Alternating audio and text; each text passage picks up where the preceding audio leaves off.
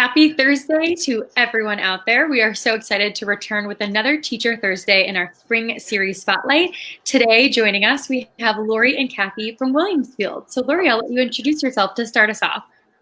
Hi, my name is Lori Secrist, and I teach at Williamsfield Schools, and I teach 7th through 12th grade science. It varies anywhere from physical science to biology, all the way up through the life science pathway, which includes anatomy and physiology, biomedical science, and then I also teach ecology. So I've been doing this for 25 years. I just finished my 25th year of teaching. Okay, and I am Kathy Wight, and I am the business teacher at Williamsfield Schools. I teach 5th through 12th grade, anywhere from basic business classes for the middle school to keyboarding to computer applications, accounting, personal finance, marketing, intro to business, and I've been teaching for 11 years now. So excellent. So I was telling for our viewers out there before we started, we were kind of getting to know the specific roles and how much our teachers really take on. And so I just want to recognize that both Lori and Kathy have been working not only in their content specifically, but with ISTI for multiple years and partnering through the STEM Challenge program. So Lori and Kathy, a lot of people may not have heard of Williamsfield, even where it's located in Illinois, or really understand the community aspect of what really makes your school so strong. So would you be able to speak to, what is Williamsfield like? What is the community like, and how that plays into your school roles? Yeah, I'll start. So Williamsfield is a town of 600 people, located halfway between Peoria and Galesburg, kind of off the beaten path. Takes us about 30 minutes to get anywhere we really want to go. We drive a lot for different events, as you can imagine. But a very close-knit community, lots of family, everybody knows everybody. Our school is about 250 pre-K through 12, all in one building, same building. And we have about 80 students in our high school, and 15 to 25 of them on any given year participate in our STEM challenge each year. So. Yeah, it's just a real unique place. We get to have little kids all the way up to high schoolers, and our community is just a real safe place, and it's a place that's been very, very supportive of our students. Our students can go out and ask them to do anything for them, and someone is always willing to step up and help. I love that. It's a very clear community culture that's expected not only from the students, but the area around it. Each year that you all have been participating with ISTI and with the STEM Challenge Showcase, one thing that always stands out is your students' confidence. So being able to present to a large audience is not something that every high schooler has. It's not a skill that's kind of intuitive to many of our students, but it's definitely memorable and outstanding when we see Williamsfield present. And this year we had the opportunity to see it in a virtual showcase, and they were still just as professional, just as exciting. And we'd love to hear, how do you as teachers and you as leaders of the STEM Challenge, how do you facilitate student confidence that comes across that strong?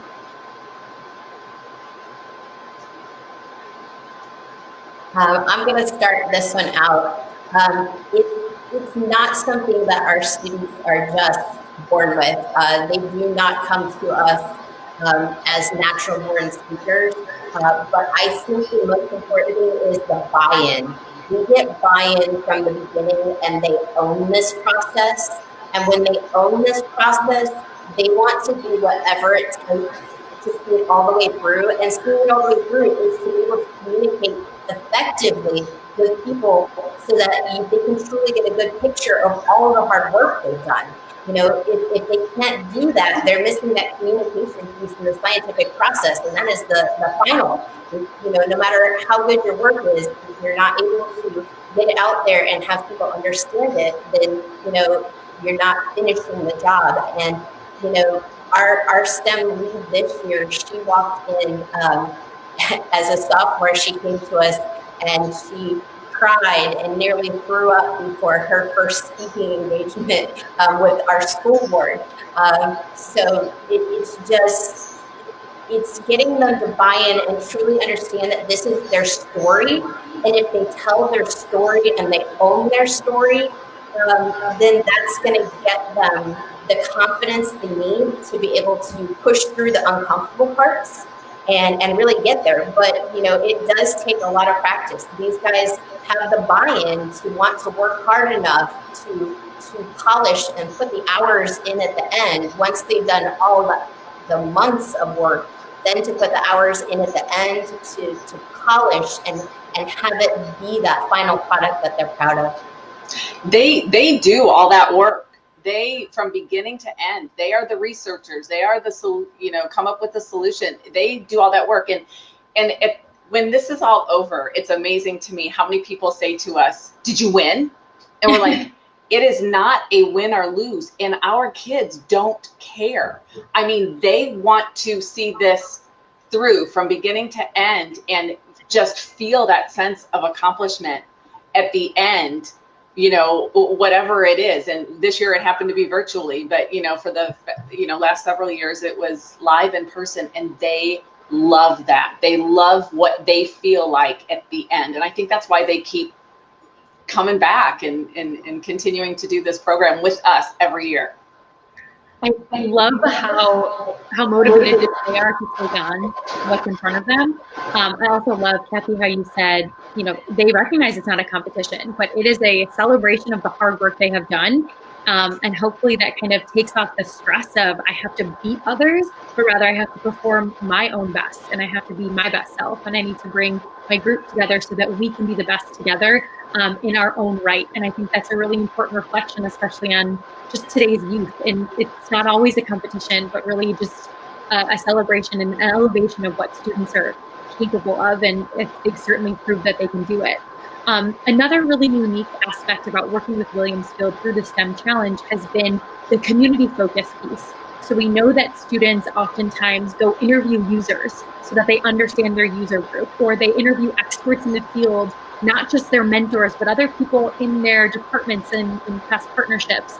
And so we'd love to hear, what is it about Williamsfield that promotes this level of support for the students, but also what makes the students feel comfortable, or we talked about confidence, to be able to reach out to their neighbor and incorporate their perspective?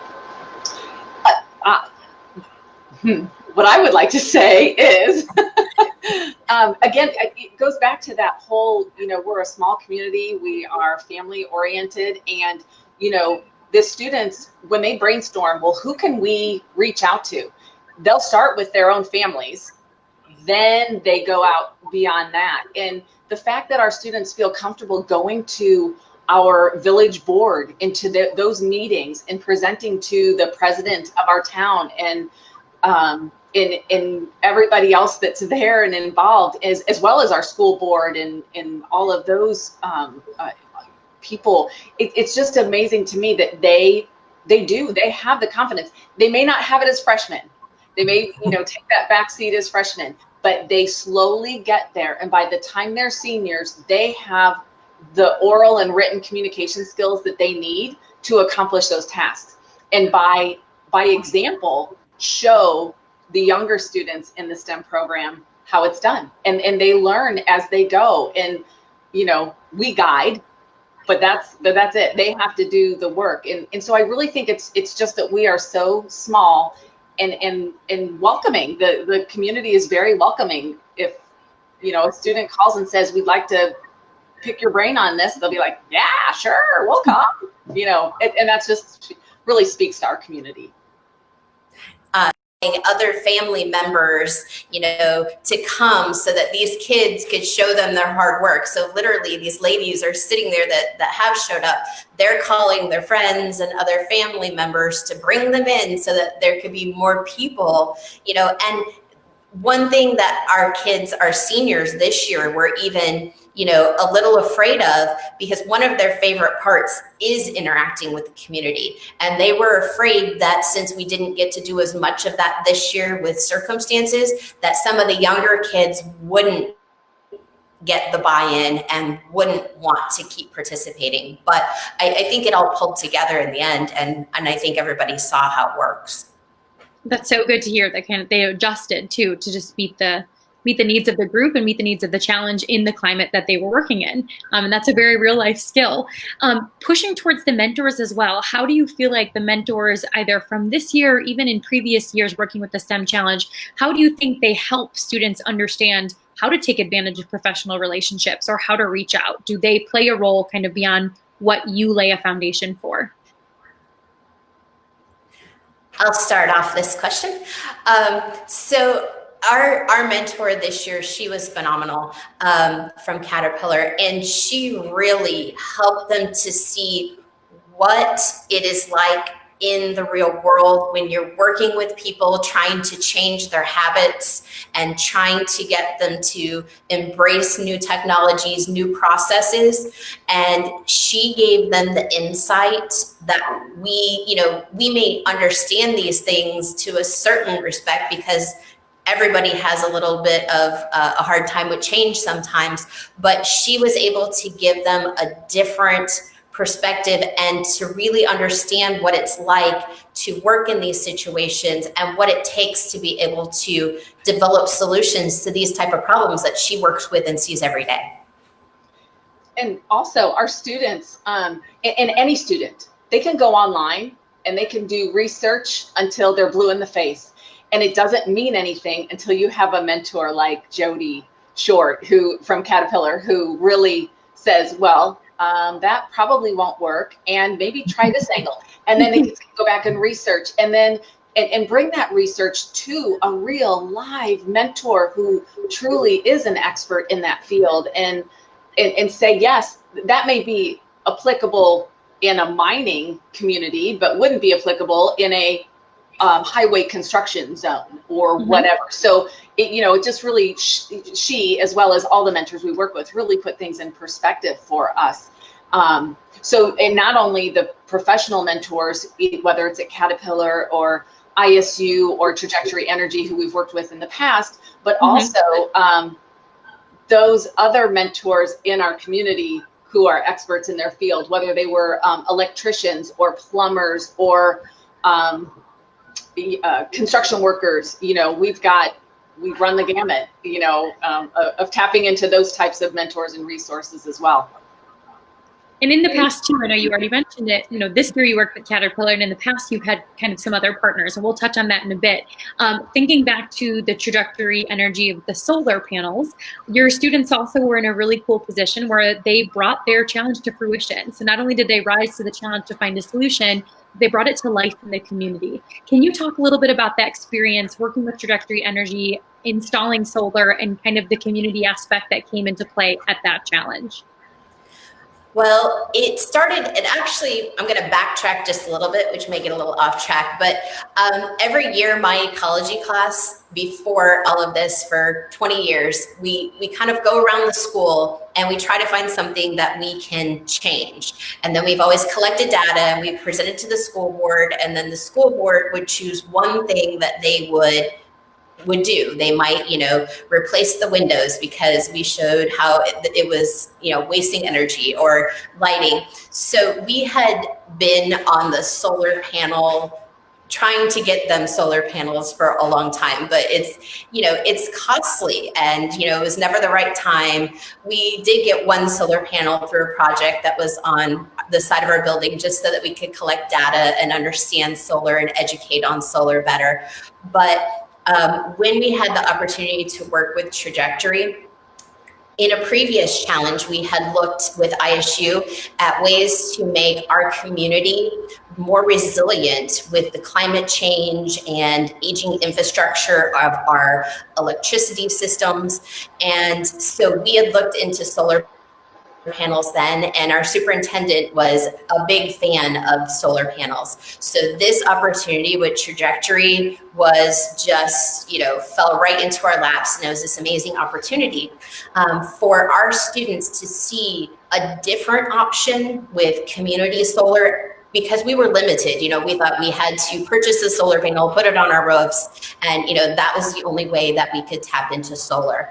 So working with Trajectory and the wealth of knowledge that they had, and the ties that they had, it was just an amazing thing to see, but watching our kids be able to go into other communities where they were trying to get solar projects established and seeing the hardships and even, you know, really well thought out plans falling through, and watching our kids see that and the light bulbs start to go on. And as soon as they got to the car, they're going, we need to do this different.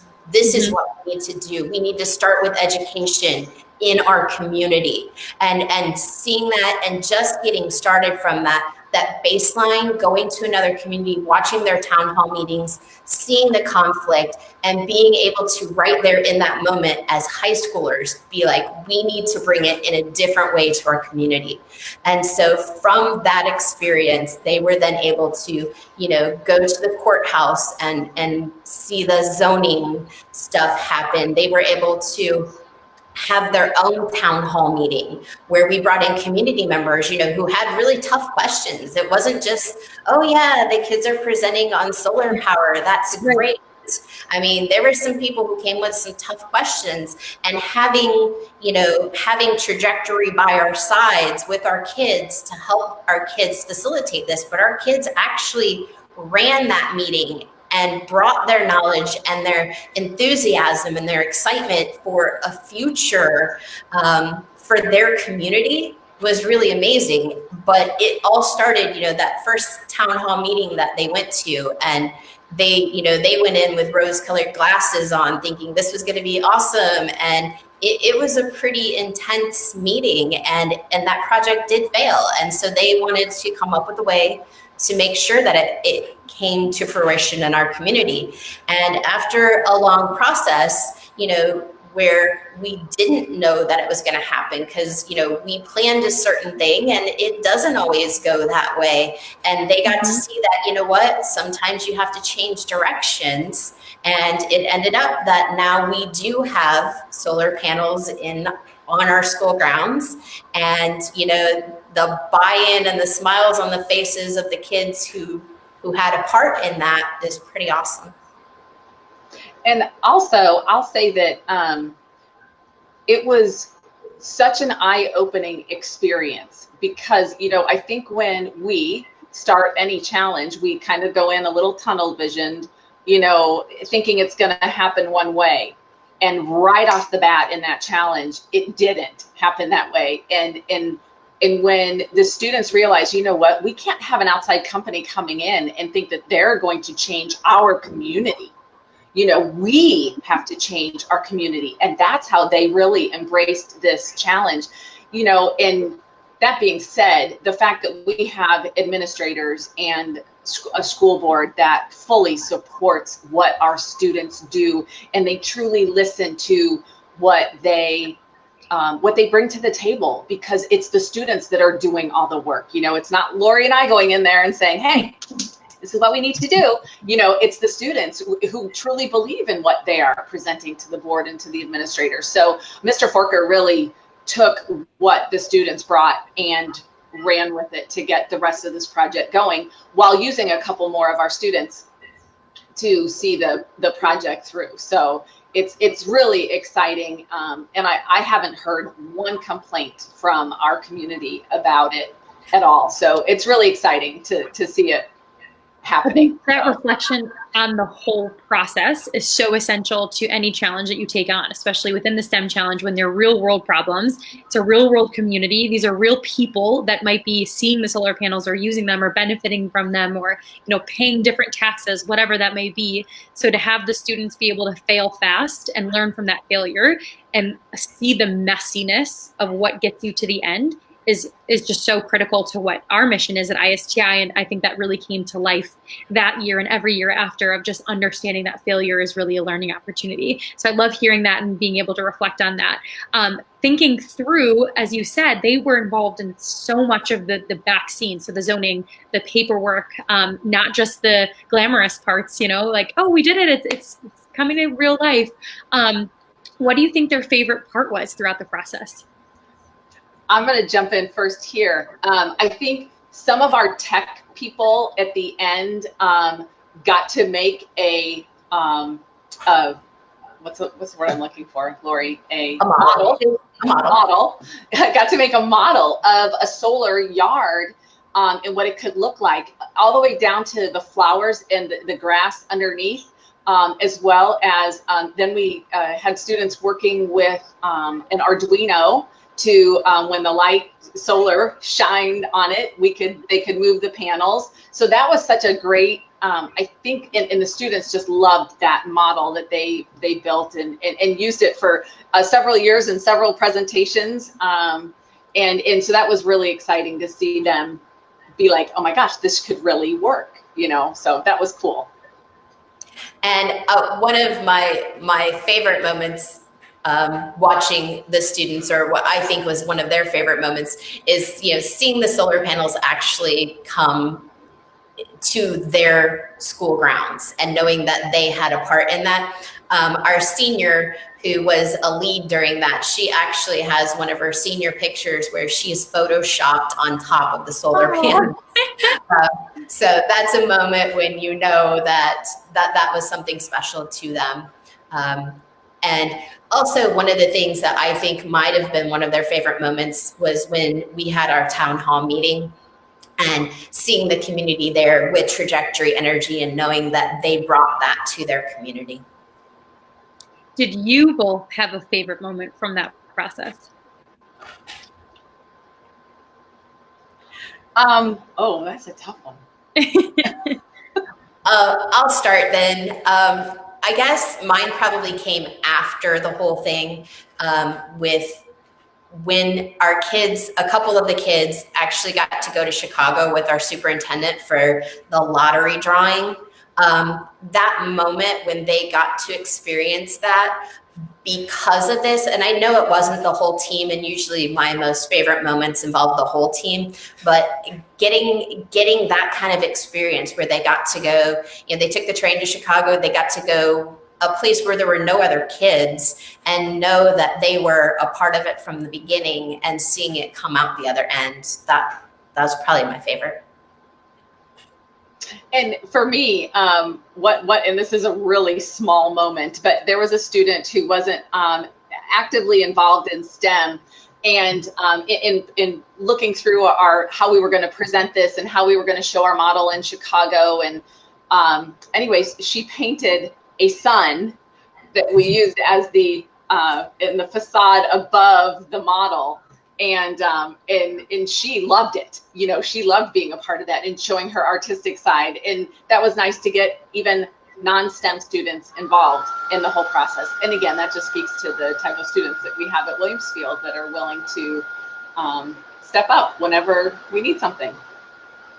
And I think you all have done a marvelous job too of just incorporating no silos. Everything is interdisciplinary, and you have students that are even in the STEM club that are interested in a lot of different aspects of maybe the presentation or the research side or the communicating with humans. And so I think you all have done a really good job of modeling that interdisciplinary success and interdisciplinary process that really comes with all STEM aspects. We already touched a little bit about this, but we know that Williamsfield has also partnered with ISU, as we mentioned, in the Trajectory, and then this year Caterpillar. So beyond just content, what are some major takeaways that your students have seen throughout the years by partnering with real companies and doing real challenges? Go ahead, Lori, you can start. There are so many things other than just what they learn from like a Caterpillar or ISU. Yes, they learn technical skills and they learn technical information that helps them to solve the problems, but it's the other skills that they develop that makes these challenges just priceless. The level of communication from the time they come in and how they grow their skills to be able to talk. We start out, they have to sit and script what they're going to say on a phone call because they are so nervous when they come in. And so we make them write it out. We practice with each other until you're able to take that first step. And then watching them take the next step and whew, you know, they're sweating and they make it through that first phone call. And then by the time they're a senior and you just say, hey, we need this piece of information, and somebody's picking up the phone and calling. That growth, and to see that growth, and that we get to see that growth, because I think one of the most wonderful aspects is that we have them as freshmen and we get to see them grow all the way through their senior year. And so we really get to see their skills grow. Organization, you know, when they come in and they're trying to put things together, you know, you have the freshmen in the group that, you know, they're not quite sure how to give instructions, how to organize a meeting. And then, you know, the senior, you're just whipping off, okay, we need this, this, and this accomplished in this meeting. And they put out an agenda for the meeting, you know, being able to organize and accomplish the goals and working together, you know, watching their teamwork skills improve, their collaboration skills is pretty amazing. You know, we've seen one particular student that comes to mind this year. You know, he came in as a freshman last year and he was very focused on his work and how he's grown at taking feedback, giving feedback, and using his team to get farther than what he could have even gotten himself. That growth in just a year has been great to watch. And I'll just say that I think every skill that students who participate in the STEM challenge walk away with is every skill that any employer would be looking for.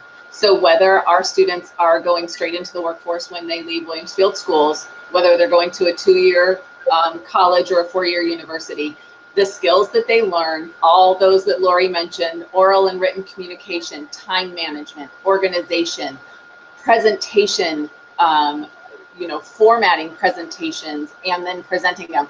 All of those skills are what employers need today and want today.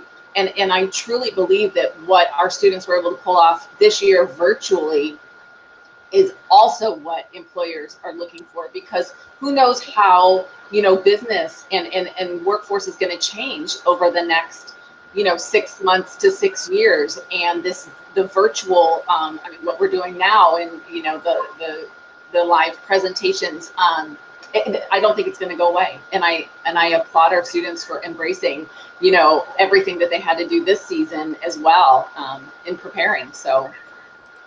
Yeah. Go ahead.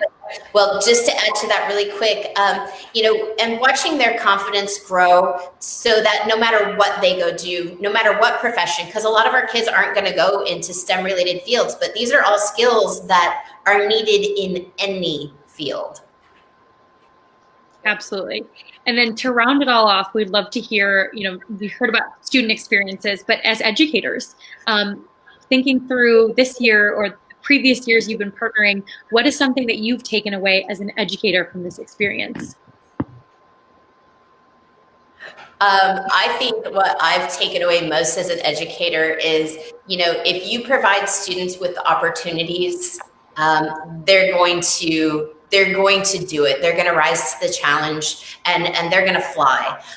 If you give them the opportunity to do something where they can truly have buy-in and see that they are making a difference, you know, what they have to learn along the way doesn't seem like just things that they're being forced to learn. They're learning things because they need them and they see the need for them and they see how learning them will make a difference and how they can help other people along the way. So that's giving them these experiences and providing these experiences is pretty awesome. That's pretty much what I was going to say, that we are, what we're able to accomplish through STEM and through the STEM challenge is hands down above anything we can give them in a classroom situation. So the real world experiences that we give them through STEM, you know, for 3/4 of a school year, pretty much, you know, is just a great, I love it. I love being able to do that for them. And I like to win. And the fact that there's no winning at the end, it's the culmination of their whole year and just the satisfaction that we get by being able to see that with our students year in and year out is why we come back, really. So. Well, Kathy and Ray, first off, thank you so much for taking some time this afternoon to connect with us. I have loved watching your students kind of grow. And again, it was an honor to watch them present this year. And we're so excited to see them continue to tackle these challenges and really make a difference in their own community and whatever they do beyond Williamsfield. So thank you again. To any of our viewers, if you have questions, feel free to drop them in the comments for Lori and Kathy to check on later. And other than that, thank you all for being here today, and we hope to see you all soon. Bye.